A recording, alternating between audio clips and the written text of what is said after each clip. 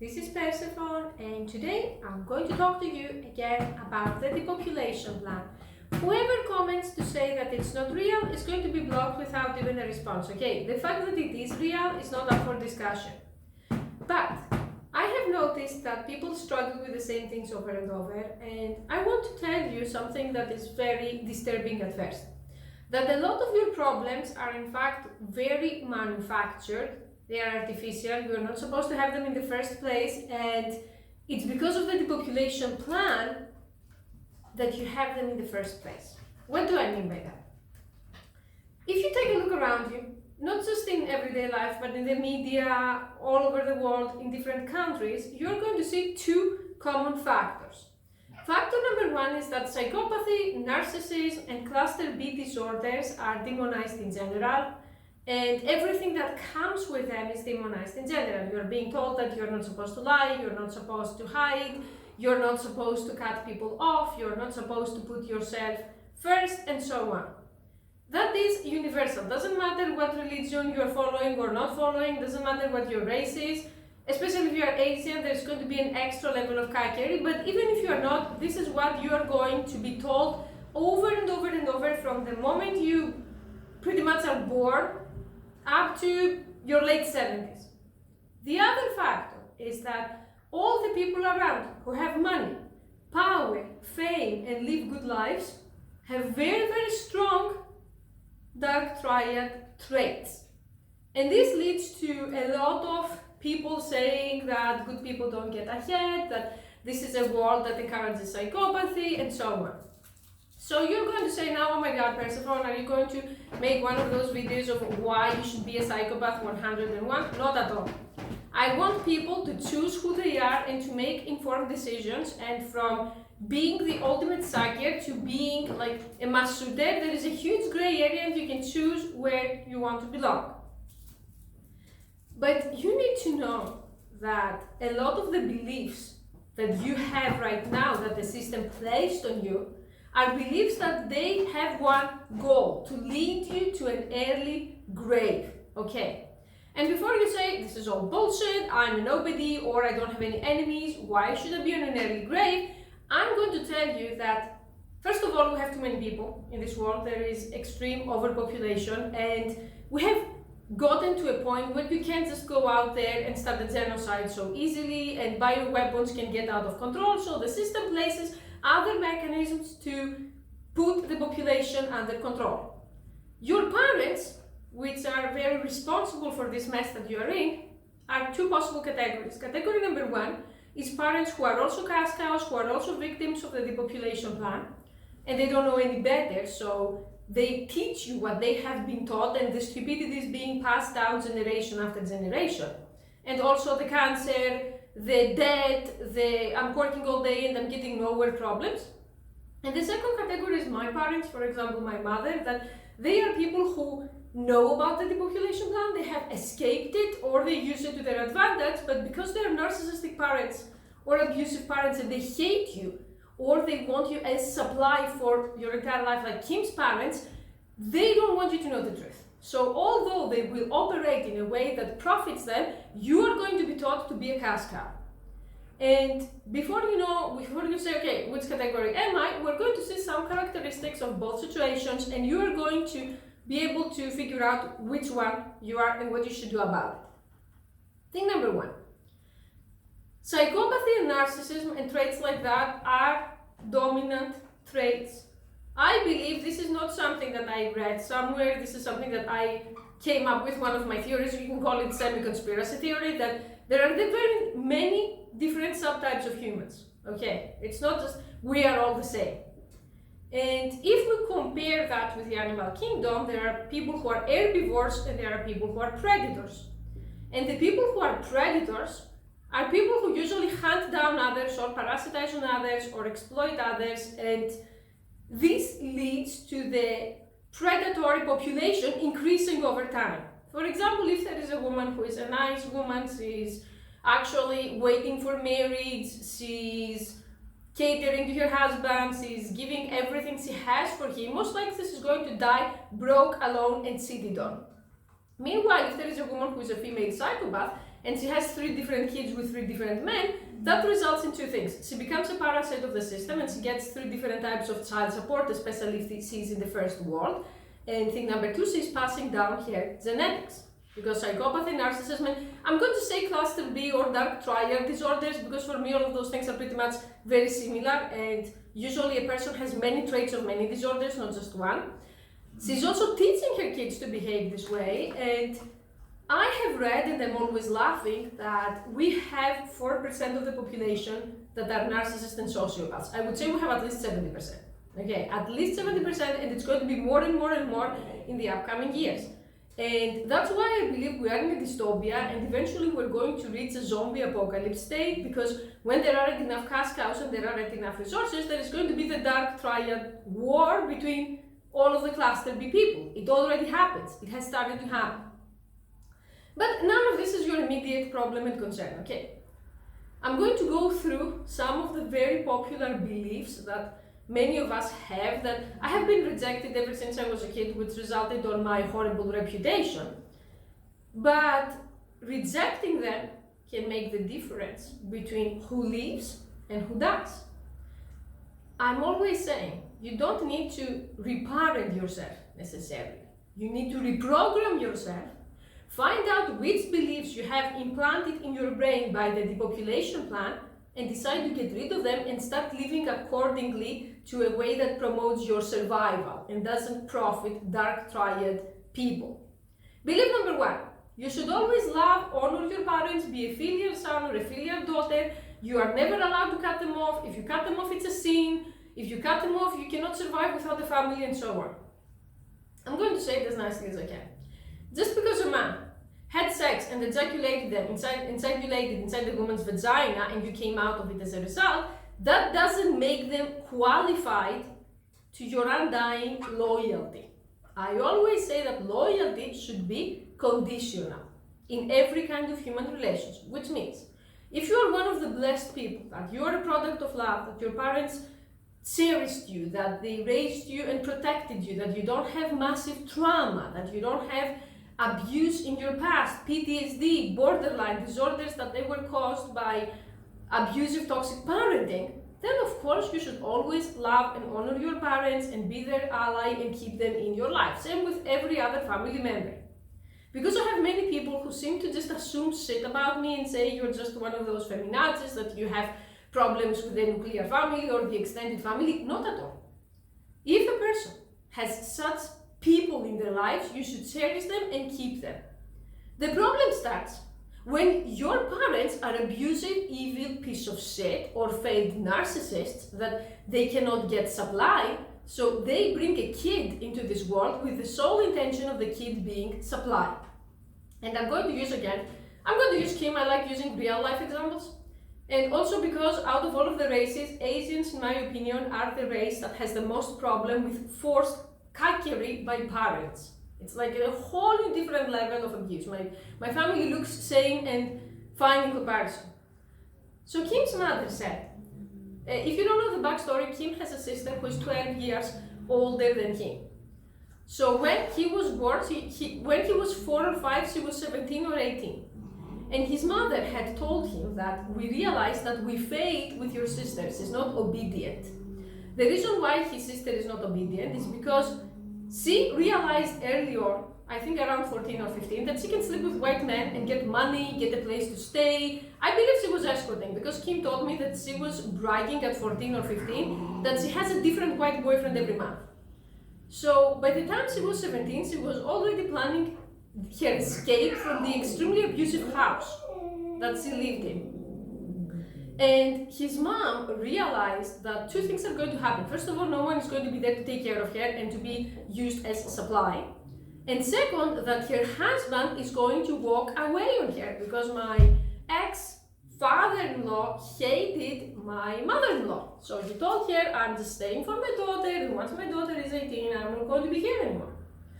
And the thing that she chose to do is that she chose to have a second kid, and this time she chose to do things differently. By differently, I mean that Kim was raised as an artificially disabled person with extremely heavy mental illness, so that he will never leave and she will always have supply.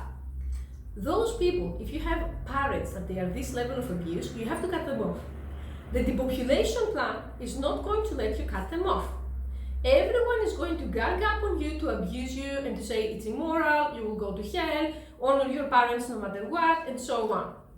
I really love people who use religious texts one way, that it's your responsibility to always honor your mother, but it's not your mother's responsibility to be a proper mother, according to religion. Like they're going to say, oh, your parent is a flawed person, they did their best.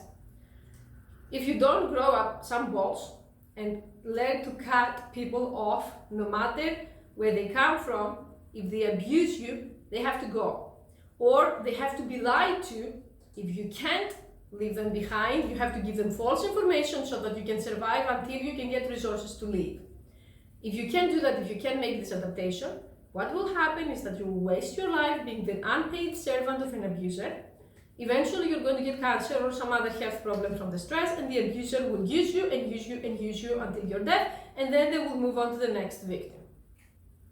This is a completely manufactured problem because our natural response when someone is abusing us is to either fight or flee. The legendary fight or flight response, but the system doesn't let you do either. When your parent hits you, you're not supposed to hit back. When your parent steals from you, you're not supposed to go to the police. So that's one thing that you need to adapt and reprogram yourself to do.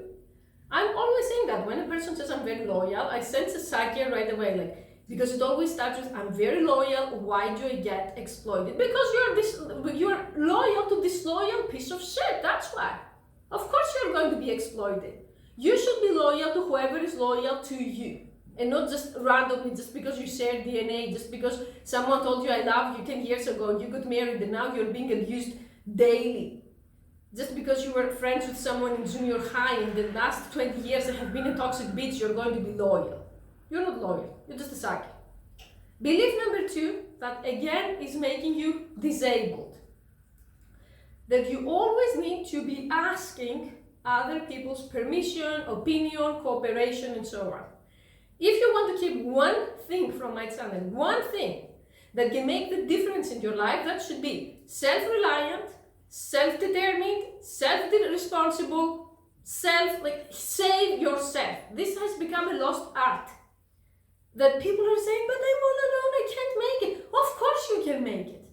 If you put your mind into it, into becoming a lone wolf, you can actually, there are people, one person who has saved a nation many times in history. If you are interested in history and you want to look things up, because history tends to repeat itself. So there are people that one scientist found a vaccine and people are saved even up to this day, 200 years later.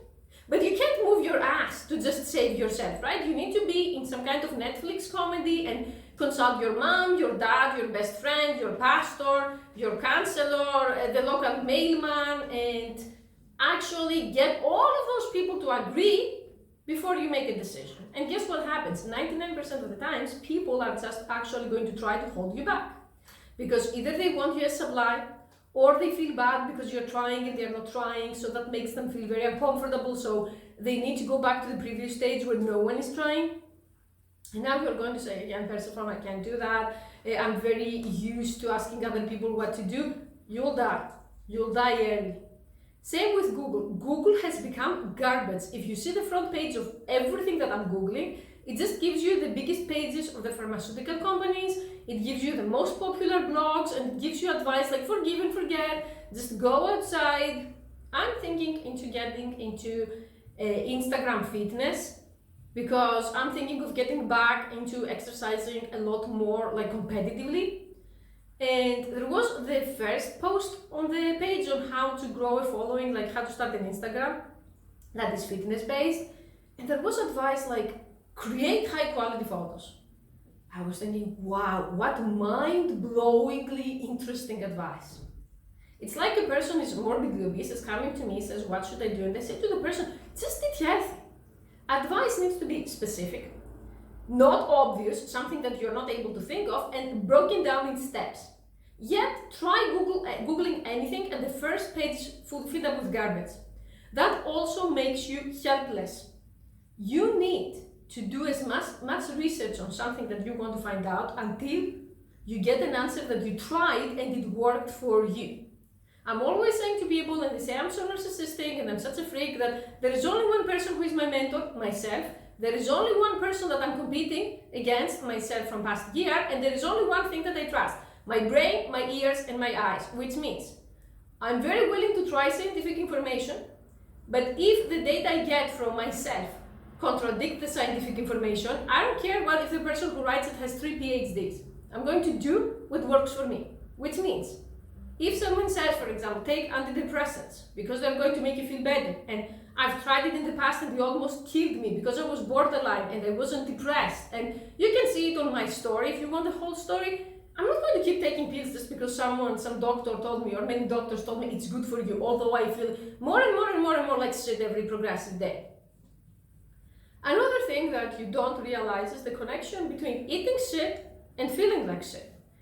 90% of the people who contact me for advice, they are telling me they live binge eating on junk food and then doing stupid fasts like water fast, pepper, and some kind of soda fast, and so on. If you don't stop this shit right now, no one can help you. You have to go back to eat food that is the least possible processed food. You can't say to me, I eat McDonald's for breakfast and pizza for dinner, and I stayed with my mom that she is a good person.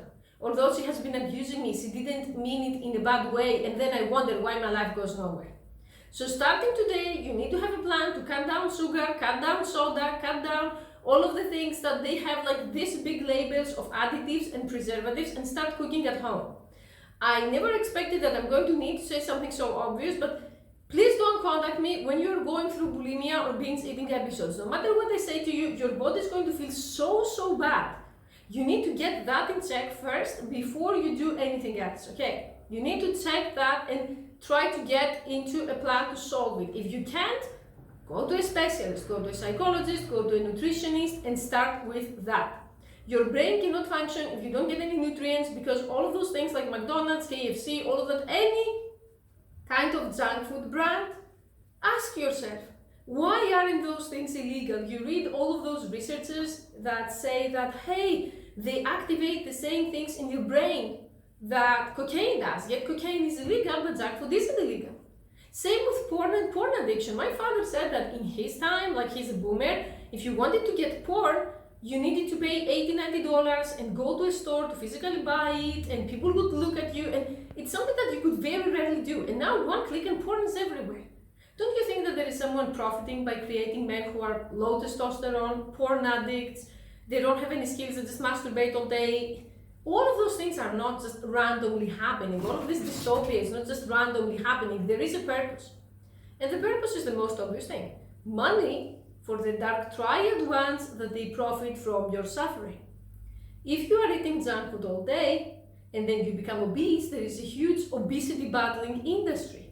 If you are a porn addict, I'm the last person to point fingers here because of my OnlyFans and all of the other stuff that I'm selling, okay? And there are people who say, you exploit mentally ill men. My channel also has solutions and videos for all of those problems. So you have been informed, at least by me. If you want to watch those videos and stop your bullshit, that's up to you. If you want to continue, you are informed and you still continue. So I don't feel bad. Another very important belief is that we have reached a cancerous level of self-care. I need to make separate videos about that because it's extremely important, which is, if you Google into Instagram or any other place, if you research, and they say self-care, it's like, oh, cover yourself up with a warm blanket and eat your favorite food and watch Netflix and do escapism and everything is going to go away. It's not going to go away. Whatever I did that saved my life, and I'm here talking to you right now in a house where no one can abuse me, and I have my own money and no one can come and harm me.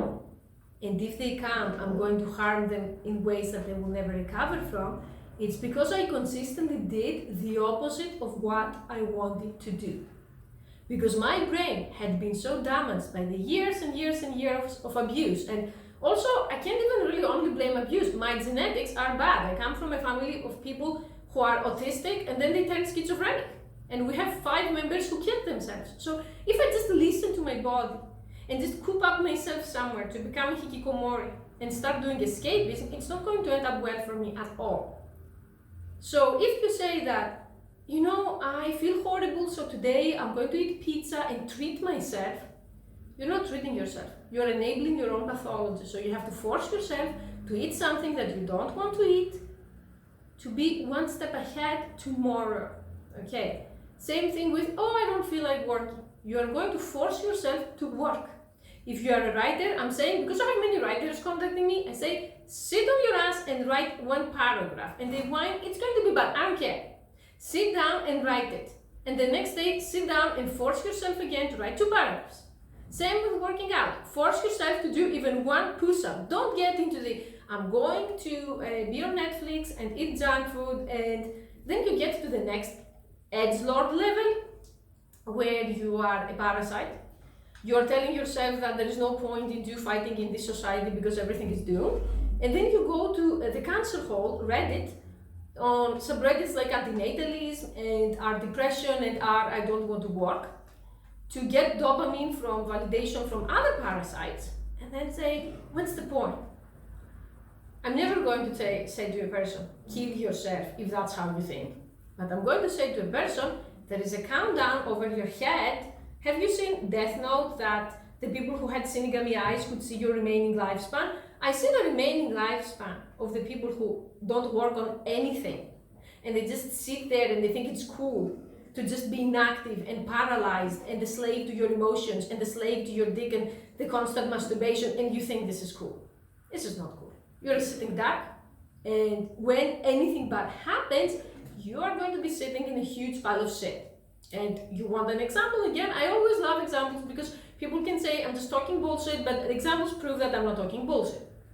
My sister-in-law, she is the type of person that is a full-time mommy, which is something that I do not understand given the fact that you can start so many businesses from home, you can work out from home, you can learn skills from home thanks to the internet, but she's just zoning out in front of the TV all day. And she says, men need to provide, I'm a woman, I don't have to work. So when her husband lost his job, they had to move in with my cancerous mother-in-law. Which is so impressive because they're both Americans and I'm the Eastern European Slavic trash according to them, yet I'm the one that I pay for myself and they're the ones who had to move back in. Because she doesn't have a plan and she lives in Disney and she thinks that, oh, I'm just going to be a mom and some guy is going to provide. But because she's over 40 and she has crashed on the wall, like the airbags of the car have opened from the crashing on the wall, men stop providing. Even her husband isn't enthusiastic anymore to provide for an Asian land way. So next time you're going to post on antinatalist, your philosophies, or on stoicism, or any other thing, look back at history. All of those philosophers, they didn't have to work. They had those problems solved. They lived in different societies. Are you prepared to die one day? Are you prepared that one day a war is going to happen or something is going to happen and you have no savings, you have no skills, you have no future, you have no nothing? If yes, fine by me. If no, I'm not impressed by you, and what you do for me is weakness wrapped up in like edgy philosophies. And I see right through it and I'm like, no. And last but not least for this video, I don't want to make it too extreme, is something that I don't know if many people are going to find controversial, but it's very encouraged in our society, which is playing the hero, caring for strangers, giving money randomly, and so on. Once I got into an argument with a very big Twitter person. He has like, I don't know, 100,000 followers, because he was saying some nonsense story about a woman that she was being harassed on a subway in New York, and some guy interfered to save her. And they said that guy is a moron. And he said, why do you say that? The right thing to do is to save her. I believe in calculated risk, which means if there is someone in front of you and you can save them, by all means save them. But if you can't, just jumping into a situation to be the golden simp is going to get you killed and the woman killed. What do I mean by that? Especially for the guys who are watching me. You see a woman who is being sexually harassed by someone and you want to help. Do you know martial arts? Can you really take out another man who is bigger than you or aggressive, or you don't know anything about him, or maybe carrying weapons or knives, or maybe having other men around as wingmen? Do you have a gun or any kind of weapon that you could use if things turned into shit? Do you actually have training to use that gun? Because one thing that I learned from my short learning of martial arts is that most people who get shot with their own gun and get stabbed with their own knife because they picked it, they don't know how to use it, and the other person disarms them and uses it to kill them.